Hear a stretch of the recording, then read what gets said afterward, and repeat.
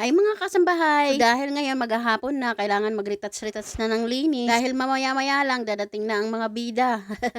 At itong mga kortina sa bintana at pintuan, dahil alas 5 na ng hapon, kailangan na nating ibaba. Alam nyo na, baka rin magsiuwian yung mga lamok. At dahil tabi rin kami ng ilog, marami talaga kaming lamok dito. Kaya kailangan pagdating ng alas 5, huwag kakalimutang isara ang bintana. Dahil sigurado makikipyesta dito sa loob ng bahay. Ay nako, isang oras din ata ako nag-retouch ng paglilinis. Alas 6 na, kaya naman magsasaing na tayo. Dahil pagdating ng alas 7 ng gabi, kakain ang mga bida. Dalawang takal nga lang ang isasaing ko ngayong hapunan. Dahil marami pa namang bahaw na kanin. At habang hinuhugasan ko tong bigas na to, nag-iisip naman ako kung anong iuulam ngayong hapunan na naman. Halos araw-araw na lang talaga iniisip kung anong ulam sa tanghali, kung anong ulam ng hapunan. Laging ganun, araw-araw.